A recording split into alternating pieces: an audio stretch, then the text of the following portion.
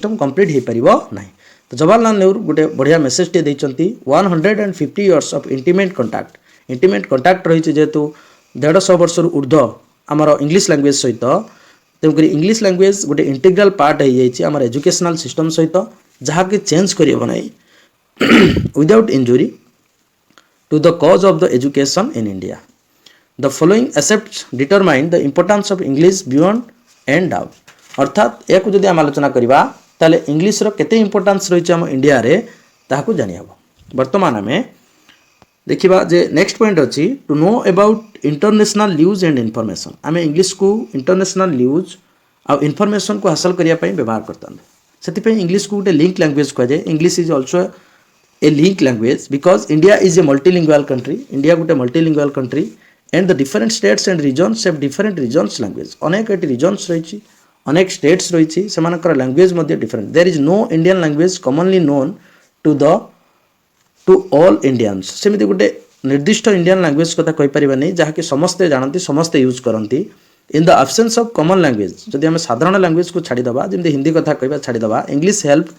In the past bringing the people to India together in their freedom struggle. तो India रे जो freedom struggle होता जदि आम रिजनल लैंग्वेज को छाड़दबा केवल इंटरनेशनल लैंग्वेज इंग्लिश माध्यम से भितर देश प्रेम को जागृत करा जायतिला। इंग्लिश लैंग्वेज माध्यम से एक करा जायतिला लोक माननकु जो माने लिटरेचर जानी जो माने साक्षर थिले। Even now also as Hindi fails unite the different states of India linguistically English is still serving the unifying force. जदि इंग्लिश कौन हिंदी कौन कारणवशत वीक हो इंडिया रे ताले तार सेकेंड पार्ट किए रहिबो इंग्लिश रहिबो जार वाइटल रोल रोची तुमरा Indian education system India communication पई ऑल ओवर इंडिया रे लक्ष्य करथिबो। हिंदी जो माने भी न कहते साधारणतः साउथ इंडियन लोक माने हिंदी को बेसी पसंद करती ना हिंदी कहती ना कि से प्रॉपर इंग्लिश कही पारती प्रॉपरली बुझी पारती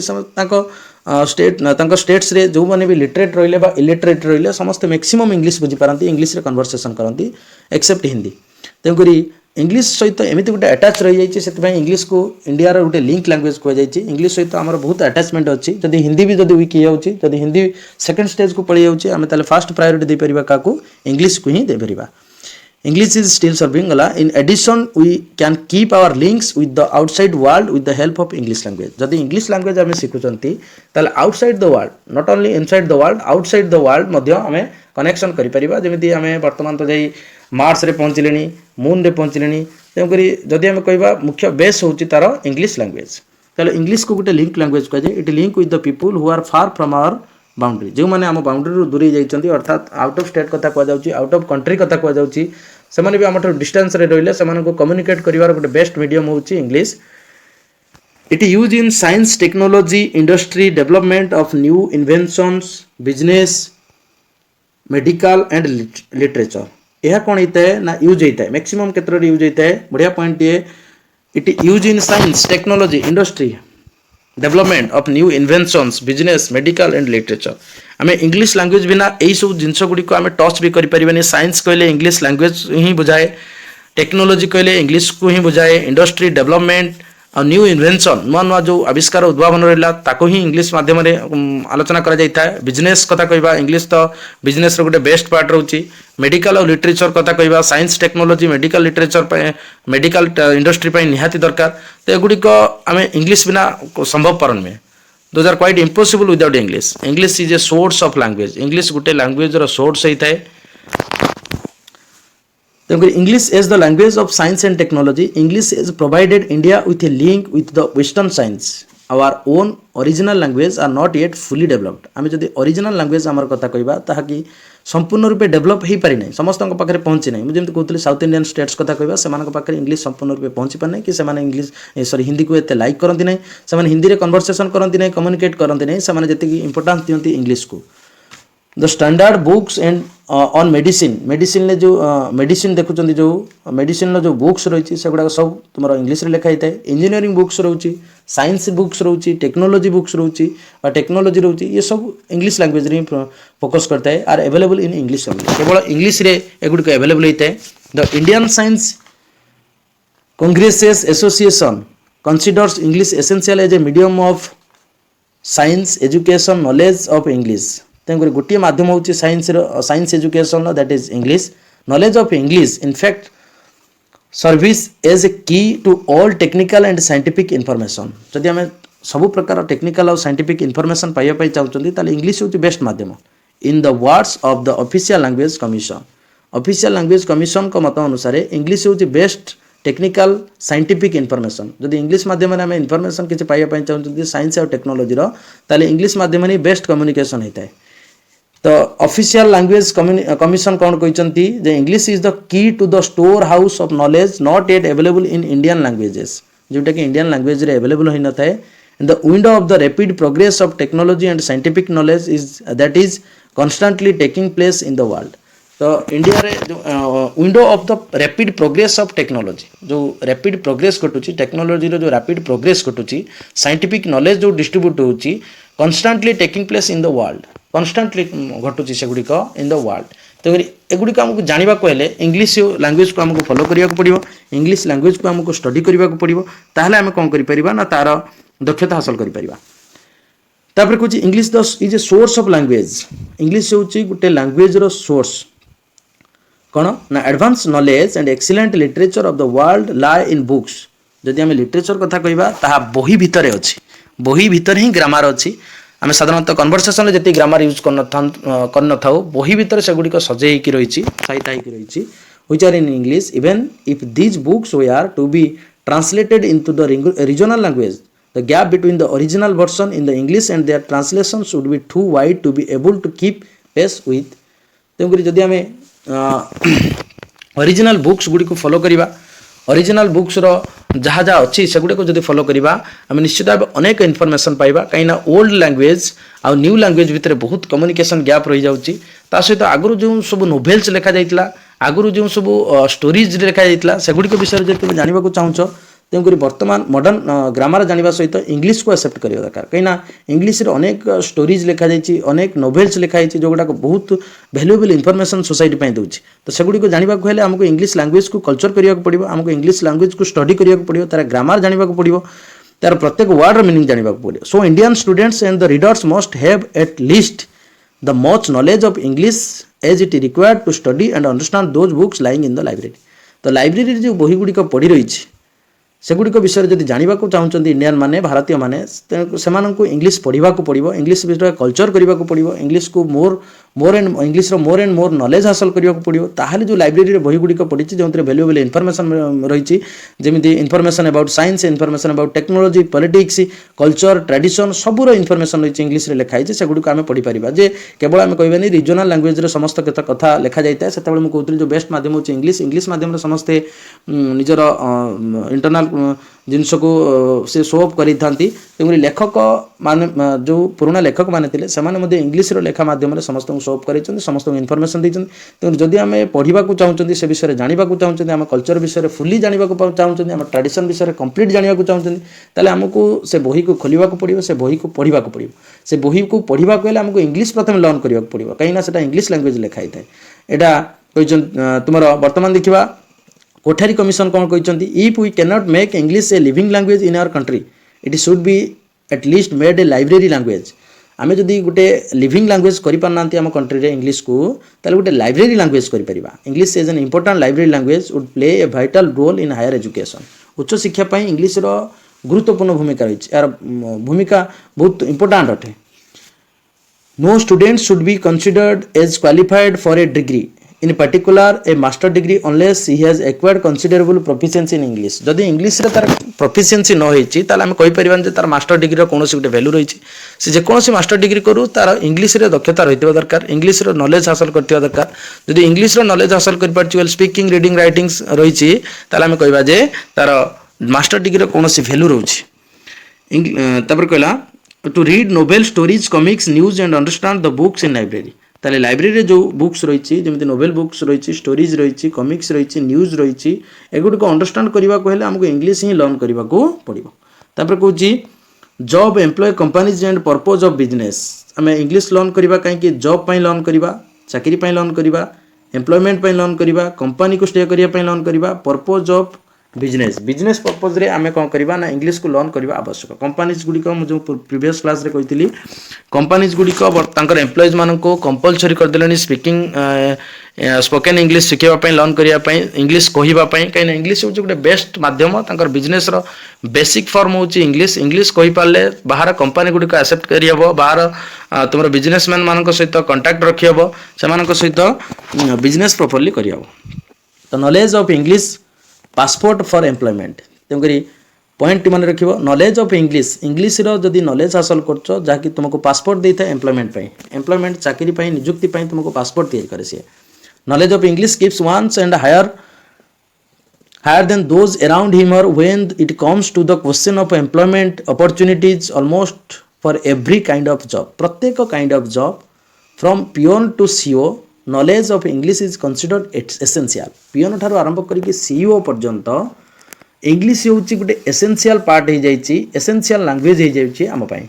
it opens prospects of employment not only in one's own state but also in other state मुझे कहि केवल ओडिशा रे एम्प्लॉयमेंट इंग्लिश रे प्रिंट हो इंग्लिश रे मेसेज गुड़िक न्यूज गुड़िक आसूँ इंग्लिश रे नोटिस बाहर इंग्लिश रे तुम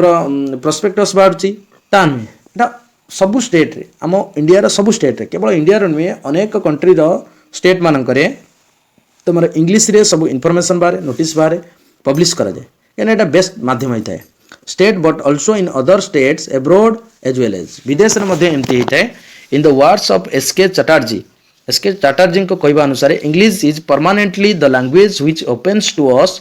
prospects of employment at home and abroad and offers means of communication with other part of the world तो ये केवल आम घर नुहे एब्रोड सहित कम्युनिकेट कराई थाए ता सहित तुम इंग्लिश इज परमानेंटली कौन करता है लैंग्वेज परमानेंट लैंग्वेज यह which opens towards prospectus of employment आम जब एम्प्लॉयमेंट प्रोस्पेक्टस को खोलिबा ताले केवल इंग्लिश लैंग्वेज पाइबा जो लैंग्वेज रे लिखा है आम जब ठीक से पढ़ी पारिबा ताको आम अप्लाई करि परिबा ठीक से पढ़ी पारिबा क्वेश्चन को अटेम्प्ट करि परिबा ठीक से पढ़ी पाले आम पई एम्प्लॉयमेंट सुविधाजनक होता है तेणुकरी knowledge of English is a passport for employment से कह जाए देखा English is a rich and beautiful language English गोटे रिच और ब्यूटीफुल लैंग्वेज बहुत धनी और बहुत सुंदर लैंग्वेज कहीं ब्यूटीफुल एंड रिच लैंग्वेज कह जाए English indeed is a rich and beautiful language because to a writer is offers a vocabulary of more than 500,000 words it is a language which is highly expensive या बहुत expensive होता है ये language टी flexible बहुत flexible मध्य होता है फ्लेक्सिबल मीनिंग में बुझे सारी and vigorous every kind of thought whether simple और कॉम्प्लेक्स जेकोसी प्रकार थॉट हो पारू सिंपल थॉट हो पारू बा कॉम्प्लेक्स थॉट हो Paru can be expressed in this language यही लैंग्वेज रे आम एक्सप्रेस कर सिंपल थॉट को एक्सप्रेस कर डिफिकल्ट थॉट को एक्सप्रेस कर निजर फीलिंग्स को एक्सप्रेस कर निजर जहाँ कहबार आवश्यकता अच्छी अभिलाष को आम एक्सप्रेस कर सबकि आम एक्सप्रेस कर through this language the vast and ever growing English literature is of interest and value of to us यार भास्ट ग्रो पाई इंग्लिश लिटरेचर प्रति आम आग्रह बढ़ी यार गुरुत्व रोचे it has played an important role in bringing about modern Indians cultural renaissance अर्थात मॉडर्न इंडियन आधुनिक जुगर इंडियन भितर जदि किसी चेंजेस आने को थाए नवजागरण आने को थाए कल्चर भितर तेणुक इंग्लिश को प्रथम सपोर्ट करवा उचित इंग्लिश लैंग्वेज रे फ्लुएंसी आने उचित the influence by English literature has been every enriching and has raised the standards of creative writing Indian language. In addition, the best literature from the other countries is fast translation into English and then comes to us through English translation. जदि जेकोसी देश में पहुँचुच जेकोसी देश सहित communicate करने चाहूच तो तुम्हें कौन कर प्रथम से इंग्लिश लैंग्वेज सहित कम्युनिकेट कराए इंग्लिश लैंग्वेज रू से रिजनल लैंग्वेज को जावाक पड़ता है the classical and regional language to deny access to our future generation to a language and literature with the richness, variety and excellence as English amounts to cutting intellectual starvation. अर्थात आम कौन करवा to deny access to our future generation आम future generation को जो access करवा to a language and literature with the richness ये जो माने व्यापक पढ़ाई व्यापक भाव में आम इंग्लिश लिटरेचर को एक्सेप्ट करवा इंग्लिश अमाउंट्स तेणुकर इंग्लीश लिटरेचर को एक्सेप्ट करवा इंग्लीश लिटरेचर को फ्यूचर जनरेशन को प्रोवाइड करवा फ्यूचर जनरेशन माने आम जमी स्टोर करके रखुच्च इंग्लीश नॉलेज को से स्टोर करेंगे कहीं इंग्लीश आवश्यकता डे टू डे लाइफ रे बहुत परिमाण रोचे से कहुई English language plays a vital role in the world world रे बर्तमान भाइटाल रोल प्ले कलानी सबुरी क्षेत्र में प्रत्येक क्षेत्र में इंग्लीश लैंग्वेज आवश्यकता एत मात्रा हो जाए समस्त मनुष्य इंग्लीश को ही कहवाक daily day to day life रे इंग्लीश को ही कहवाक से एम्फासिस दूसरी तापर कह English is a window on the world English को से कहुई वर्ल्ड रो गोटे विंडो अर्थात झरका जो आम देखिपर घर तार नेचर को देखिपर ब्यूटी को देखिपर वर्ल्ड ब्यूटी को देखिपर वर्ल्ड क्रिएशन को देखिपर तार साइंस टेक्नोलोजी को बुझीपर ये सब जिन तार क्रिएशन को बुझीपर ये सब जिन को आमको बुझा हेल्ले इंग्लीश को पाथ्य करने को पड़ो referring to the importance of English Pandit Nehru said Pandit Nehru आ गोटे कथा कहते our major window on the world Indeed, it's the window of world knowledge and the gateway of the 20th century. 2000 मसीहा पाई गेटवे द्वार देश होची इंग्लीश आउ एथिरे हम कोन करबा हमर कल्चर को मन रखिबा हमर ट्रेडिशन को मन रखिबा in the words of professor Radhakrishnan कोन करचंती कहिचंती if under sentimental use we give up English we would cut ourselves off from the living stream आमे जदि इंग्लिश को हे मन करबा बा इंग्लिश थारु दूरे जिबा ताले मन रखिबो जे तुमे दूरे जाउछ गोटे लिविंग ऑर्गेनिज्म बा लिविंग ह्यूमन सोसाइटी ठारू दूरे जाउछ इंग्लिश जानिन माने लिविंग ह्यूमन सोसाइटी ठारू दूरे जाउछ यार आवश्यकता एते मात्रा रहिछ महापुरुष माने बहुत तथ्य देइ छथि enable to have access to this knowledge our standards of scholarship would fast deteriorate and our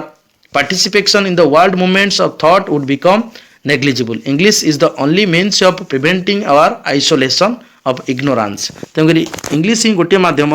जी कि आम भीतर थिबा अज्ञता को दूर करे आम भीतर थिबा नॉलेज को हासिल करे आम भीतर आमर आग्रह को बढ़ाए आमर क्यूरियोसिटी बढ़ाए ता सहित आमको गोटे मॉडर्न सोसाइटी आड़ को अट्रैक्ट करे मॉडर्न सोसाइटी आड़ को नहीं जाए anyone who can read English can speak in touch with the whole world without living his own house लगे जमी जदि जड़े इंग्लिश कम्प्लीटली शिखुची इंग्लिश प्रॉपर्ली कहि पारुची पढ़ी पारुची लिखि पारुची ताले होल वर्ल्ड तापे गोटे हाउस घर भली लगे कहीं घर सदस्यों सहित जमी कम्युनिकेट करा जाए सी ही कम्युनिकेट कर पारिबो we have already seen the role played by English as a global language तेणुक इंग्लिश को आम देखि सारे इंग्लिश रोल होची ग्लोबलाइज करवा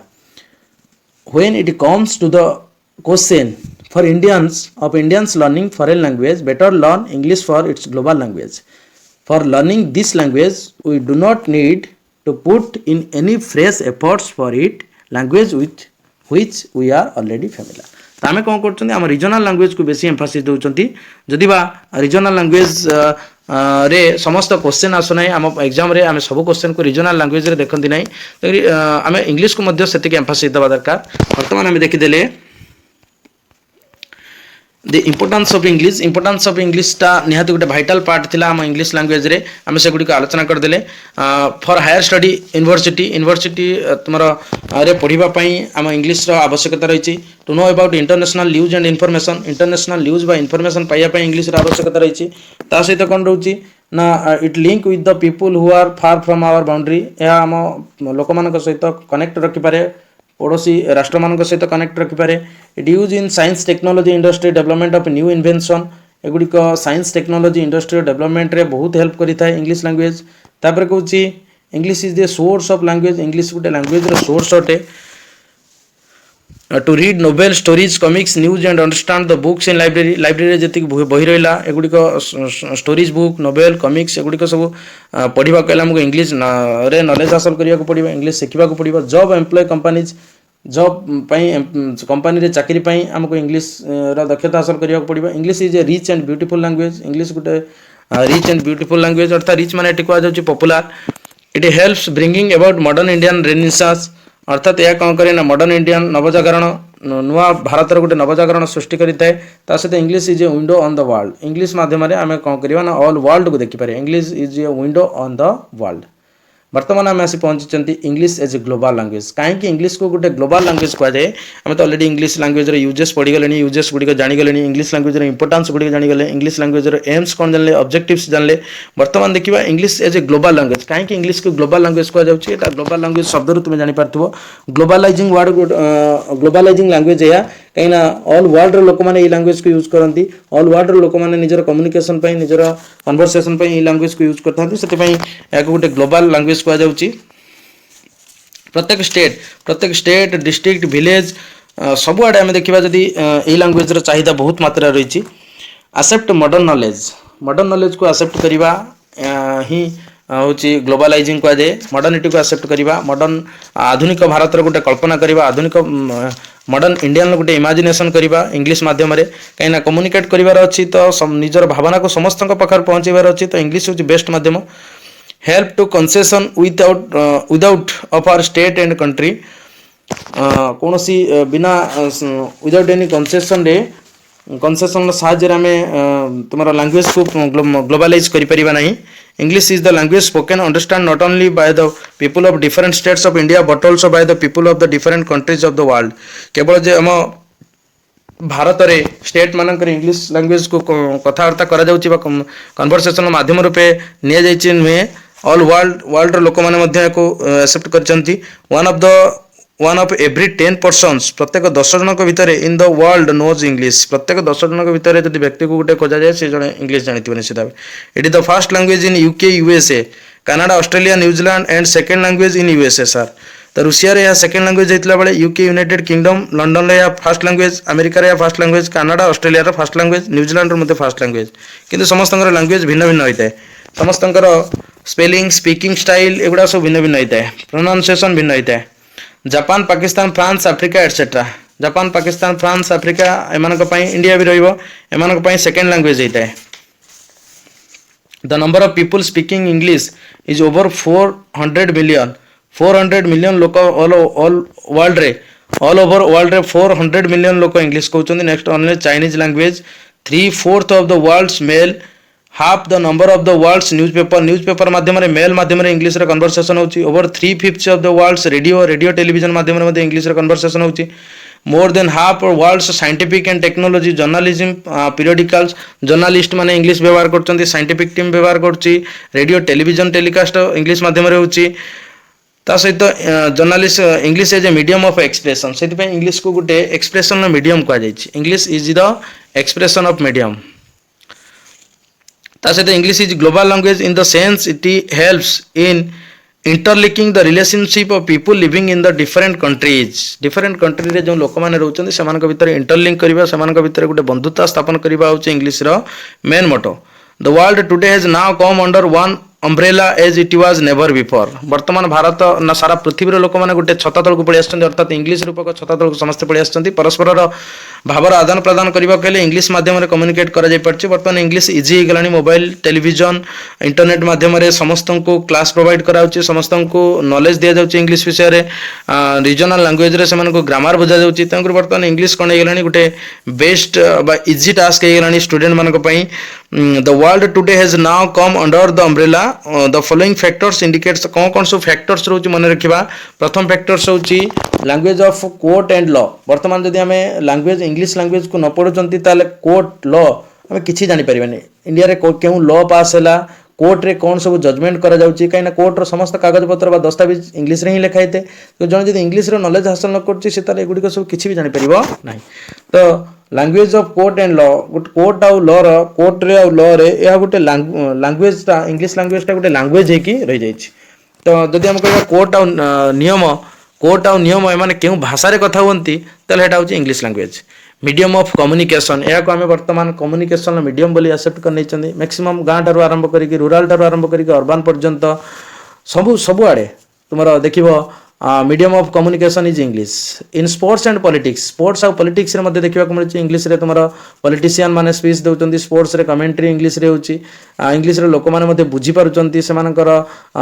कहिबार उद्देश्य को जानि पारुचंती तापर it is the gateway of higher education पे यह गोटे गेटवे होची गेटवे माने गोटे द्वार देश एठू से द्वार तैयारी करछि हायर एजुकेशन अर्थात उच्च शिक्षा करिवो या पई बाट प्रस्तुत हे गेला इंग्लिश जदि से प्रॉपर्ली शिखि पारछि इंग्लिश जदि से प्रॉपर्ली कहि पारछि और लिखि पारछि त तार हायर एजुकेशन पे गोटे बेस्ट मीडियम हे गेला साधारणतः आम रिजनाल लांगुएज रे लोक पिला माने डरी थांती इंग्लिश को कहीं निज लोकल लांगुएज सहित अटैच एते ही जाइछन से इंग्लिश को ही डरी थांती से बड़ फियर था इंग्लिश वास्तव में सेमती किसी नहीं जब इंग्लिश को जमी तुम एम्फासिस दौच अदर सब्जेक्ट गुड़ी को जब इंग्लिश को सेमती एम्फासिस दिया ताले निश्चित भाव इंग्लिश रे भल मार्क रखिपर तापर कहला language of modernisation and westernisation language यह गोटे कौन करे ना मॉडर्नाइज करे और वेस्टर्नाइज करे मध्य science technology economics medical agriculture industry politics ये सबुथिरे इंग्लिश रो गोटे भाइटाल पॉइंट रोची साइंस रे रोची इकोनॉमिक्स रे रोची मेडिकल रे रोची एग्रीकल्चर रे रोची इंडस्ट्री रे मध्य रोची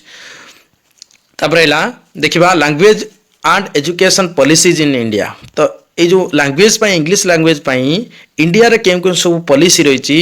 कौन कौन सब रही से गुड़िक देखा तेणु या पूर्व आम देखते कौन इंग्लिश एज ग्लोबल लैंग्वेज कहीं इंग्लिश को ग्लोबल लैंग्वेज कहगला यह हूँ कौन स्टेट कंट्री रे एटा यूज होची language of court and law कहुए मीडियम ऑफ कम्युनिकेशन कम्युनिकेशन गोटे मात्र माध्यम होची सेटा English in sports and politics sports और पॉलिटिक्स रे इंग्लिश कहुची the gateway of higher education या गेटवे ऑफ हायर एजुकेशन कहुची स्पोर्ट्स और पॉलिटिक्स रे इंग्लिश लैंग्वेज देखा language of modernisation and westernisation जब आधुनिकीकरण कथा कहवा सेठी भी इंग्लिश रो मुख्य भूमिका रहउची साइंस टेक्नोलॉजी इकोनॉमिक्स रे मध्य इंग्लिश रो मुख्य भूमिका रहउची ताले वर्तमान देखिबा लैंग्वेज एंड एजुकेशन पॉलिसीज क्यों क्यों एजुकेशनल पॉलिसीज रहिची हमर इंग्लिश लैंग्वेज को नहीं प्रथम कहउचंती कुंजरू कमिटी प्रथम देखिबा कुंजरू कमिटी कौन कुंजरू कमिटी कहउचंती इंग्लिश लैंग्वेज को नहीं जे secondary and higher education student aim to prepare student to university education alone but for various occupation and life in general साधारण जीवन ले केवल जे आम यूनिवर्सिटी रे पाठ पढ़ी देले ताहा हबा नहीं बा जदि आम इंग्लिश शिखौचंती बा इंग्लिश रे नॉलेज देवा पई चाहउचंती ताहले आमे कोन करबा नहीं केवल ताको यूनिवर्सिटी कॉलेज स्कूल पर्यंत तार इंग्लिश नॉलेज को सीमित रखिबानी बरं ताको आमे कोन करबा ना वेरियस ऑक्युपेशन अलग अलग ऑक्युपेशन केमिति से इंग्लिश लैंग्वेज माध्यम अलग अलग ऑक्युपेशन को ग्रहण करि परिबो से केमिति अर्निंग करि परिबो रोजगार करि परिबो एथि प्रति ताको गुरुत्व दे दिबो या को कहितले कुंजरू कमिटी कहितले बढ़िया कथाटे सेकेंडरी एंड हायर एजुकेशन कथा कह जाउची सेकेंडरी और हायर एजुकेशन ले पिला मानकु केवल जे यूनिवर्सिटी रे पढ़िया पई इंग्लिश लैंग्वेज सिखेबा ताने बरंग बेटर हबो तांको तांकर जॉब प्रोफेशन ऑक्युपेशन पई हमें कोन करबा ना इंग्लिश लैंग्वेज को सिखेबा तापर कहूची द सेकेंडरी एजुकेशन कमिशन कौन कहले English brought up political awakening and national unity English कौन करता है ना पॉलिटिकली एवेक करिता है जागृत करिता है और नेशनल यूनिटी अर्थात देशर एकता रक्षा करता है तो सेकेंडरी एजुकेशन कमिटी कौन कहला कमिशन कौन कहला ना इंग्लिश गोटे पॉलिटिकल अवेयरनेस क्रिएट करता है पिला मानक भितर इंग्लिश ता सहित नेशनल यूनिटी जातीय एकता ही एकतार भाव को से क्रिएट करता है तो जदि लैंग्वेज आम रिजनल लैंग्वेज कहवा साधारणतः रिजनल लैंग्वेज गुड़िक रिलीजन को नहीं कन्फ्लिक्ट होता है किंतु जदि आम से क्षेत्र में इंग्लिश लैंग्वेज कहवा इंग्लिश लैंग्वेज कौन कन्फ्लिक्ट न थाए लैंग्वेज एक्ट 1963 लैंग्वेज एक्ट कौन कहूँ compulsory replacement of English by regional language और mother tongue at the school mother tongue जमी निहाती आम दरकार रिजनल लैंग्वेज जमी निहाती आम दरकार ठीक सेमिति इंग्लिश लैंग्वेज आम दरकार तुम इन रिप्लेसमेंट ऑफ यह परिवर्ते आमको दरकार प्रत्येक स्कूल स्टूडेंट मानक दरकार The University Education Commission told it should be studied in higher education. The University Education Commission यह कही सारी should be studied in higher education. एगुड़िक निहाती पढ़ा जावा दरकार कोटी ना हायर एजुकेशन ले उच्च शिक्षा रे कॉलेज यूनिवर्सिटी मानक रे एगुड़िक निहाती पढ़ा जावा आवश्यक. The Kothari Commission told English language should be the medium of instruction. English language टा गोटे instruction माध्यम हवा उचित. कोठारी कमिशन कौन करथिले ना इंग्लिश लैंग्वेज गोटे तुमरो इंस्ट्रक्शन गोटे माध्यम हवा उचित. तापरे 1986 रे एनपी कौन कहिथिले एनपी कहिथिले told Hindi should be link language and English is the medium of science and technology. Hindi गोटे लिंक लैंग्वेज हबो आउ इंग्लिश होची medium of science and technology. Science और टेक्नोलॉजी रे एहा गोटे माध्यम हबो. तापर कहिथिले जे आचार्य राममूर्ति कौन कहिथिले told English should taught in India as Hindi. Hindi जेमिति पढ़ा जाउची इंग्लिश मध्य ठीक सेमिति इंडिया रे पढ़ा जावा उचित. ताले इंपोर्टेंट कथा गुड़िक इंपोर्टेंट मेसेज गुड़िक अनेक एक्ट माध्यम पास होती से गुड़िक आउ थे टे मन पकेबा. Language and education policies in India कहीं कौन पॉलिसी सब जाइला प्रथम कथा आसिला जे कुंजरू कमिटी कौन कही जे केवल आम यूनिवर्सिटी पढ़ेबानी यूनिवर्सिटी पढ़ाई पे इंग्लिश शिक्षा दबानी ता सहित आम कौन करवा ना से केमिति ऑक्युपेशन को हासिल करिपरिबो केमिति जॉब को हासिल करिपरिबो एथिप्रति आम इंग्लिश लैंग्वेज को शिक्षा दबा उचित। तापर सेकेंडरी एजुकेशन कमिशन कौन कहला ना इंग्लिश ब्रॉट अस पॉलिटिकल एवेकिंग या पॉलिटिकल जागरण सृष्टि करता है और नेशनल यूनिटी आनी था जातीय एकता आनी था। तापर कौन कहला 1963 एक्ट कौन कहूची ना replacement of English regional language replacement of English bye regional language for mother tongue at the school mother टंग माध्यम जमी पढ़ा जाऊँगी रीजनल लैंग्वेज जमी पढ़ा जाऊँगी तो इंग्लिश को सेमती गोटे कंपलसरी करा जाऊ। ता सहित कौन कही पॉइंट रे जे द यूनिवर्सिटी एजुकेशन कमिशन कौन कहते ना told it should be studied in higher education एगुड़िक हायर एजुकेशन पढ़ा बोली तुम किए कही ना यूनिवर्सिटी एजुकेशन कमिशन कही। कोठारी कमिशन कौन कही ना it should be the medium of instruction यह गोटे इंस्ट्रक्शन माध्यम हवा उचित। 1986 रे एनपीई कौन कही NPE new education policy of education कौन कही told Hindi should be link language Hindi गोटे कौन हवा दरकार लिंक लैंग्वेज हवा दरकार। English is the medium of science and technology English science और टेक्नोलॉजी माध्यम हवा उचित तो हिंदी गोटे लिंक लैंग्वेज हवा उचित। एनपीई 1986 कौन कहला हिंदी गोटे लिंक लैंग्वेज हवा उचित आउ तुम इंग्लिश होची medium of science and technology गोटे माध्यम हवा उचित। तापर कहला आचार्य राममूर्ति कमिटी कौन कहते English should taught in India as Hindi जमी पढ़ा जाऊँगी हिंदी को जमी एम्फासिस दि जाऊँगी इंडिया रे ठीक सेमती इंग्लिश को एम्फासिस दि जावा उचित इंग्लिश को गुरुत्व दि जावा उचित ताले इंग्लिश डेवलपमेंट घटिबो गोटे इंटरनेशनल रिलेशन से पाई परिबो नॉलेजेस हो पारे इंटेलिजेंट हो पारे समस्ते समस्तंकर फिलिंग्स को बुझीपारे। तापर देखिबा वर्तमान आमे मल्टीलिंगुअलिज्म कौन मल्टीलिंगुअलिज्म तुम्हें बाइलिंगुअलिज्म जानथिबो दुईटी शब्दर उच्चारण बा दुईटी शब्दर कन्वर्सेशन को दुईटी लैंग्वेज रो कन्वर्सेशन को बाइलिंगुअल कहा जाउतला बेले मल्टीलिंगुअल माने मोर देन टू होची multilingual bilingual means two language दुईटी लैंग्वेज होची bilingual but English can not with many other language so it is multilingualism in nature। तेणु आम जब कह दुईटी केवल मध्यम इंग्लीश रोचे ता नुहे इंग्लीश गोटे मल्टीलिंगुअल लैंग्वेज एथरे अनेक लैंग्वेज ही रही है अनेक प्रकार लैंग्वेज सम्मिश्रण रही है अनेक प्रकार लैंग्वेज कॉन्सेप्ट या मध्य थाए तेणुकर से एगुड़ा ये मल्टीलिंगुअलिज्म कह जाए मल्टी माने मोर देन टू। तापर कहला मल्टीलिंगुअलिज्म एडवांटेजेस कौन रही एडवांटेज डिसएडवांटेज कौन एडवांटेज टच विथ अदर या माध्यम कौन हुए ना अनेक जिनस को टच करेंगे अनेक जिनस सहित कन्वर्सेशन करेंगे कथबार्ता आरंभ करेंगे opens you up as a person गोटे व्यक्ति जेहेतु आमको सी ओपन अप कराई था English language get more flexible यह कौन करता है ना अनेक फ्लेक्जिबिलिटी देता है। ताले एडवांटेजेस रे कौन गला मल्टीलिंगुअलिज्म जानीगले मल्टीलिंगुअलिज्म माने मोर देन टू तो बर्तमान आम देखुं कौन ना मल्टीलिंगुअलिज्म रो एडवांटेजेस कौन डिसएडवांटेजेस कौन कौन सब एडवांटेजेस रहा बा उपकार कौन रहा कहीं आम मल्टीलिंगुअलिज्म जानिबा दरकार ता सहित डिसएडवांटेजेस मध्य रहा एडवांटेजेस रे रहउची more option communicate more opportunity to get a know another culture आम गोटे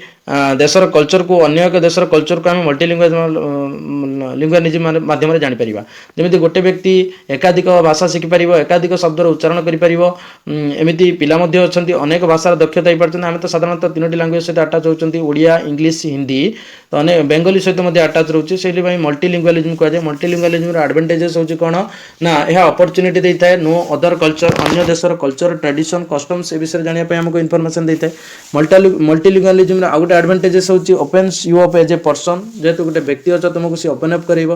ता सहित children get more flexible children माने आउरी फ्लेक्जिबल होतांती। ट्राइलिंगुअल एजुकेशन माने फर्स्ट लैंग्वेज सेकंड लैंग्वेज और थर्ड लैंग्वेज कथा कह जाउची ट्राइलिंगुअल एजुकेशन माध्यम से मोर फ्लेक्जिबल होतांती अनेक कथा को से बुझी पारतांती ता सहित it gives you the opportunity to get in touch with others या कौन करे ना अपॉर्चुनिटी दिए अन्य मानक सहित टच रे रहिबाकू it is good for the brain because you are able to read to books या माध्यम तुम्हें दुईटा बही पढ़ी पार दुईटा बही अलग अलग लैंग्वेज लिखाई तुम पढ़ी पार्छ यह गोटे तुम प्रॉफिट कराए यह गोटे एडवांटेजेस अच्छी। तापर कौन चिल्ड्रेन गेट मोर फ्लेक्जिबल कला it gives the opportunity to get touch with others. तापर देखिए बर्तमान डिसएडवांटेज एडवांटेज रे गला touch with others opens you up as a person, get more flexible. तार डिसएडवांटेज कौन डिसएडवांटेज कौन required A lot of effort अनेक एफर्ट देवा पड़ता है जब मल्टीलिंगुअल रोच बा अनेक लैंग्वेज रे तुम शिखा चेष्टा कर अनेक एफर्ट देवा पड़े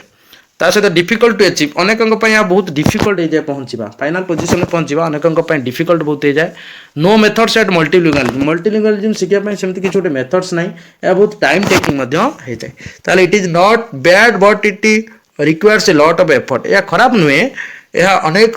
समय आवश्यकता करता है इट इज नॉट रियलिस्टिक और peoples do not learn well either of the language यह रियलिस्टिक नुहे जेहेतु अनेक पीपल मैंने से शिखापी से बेस इंटरेस्ट करते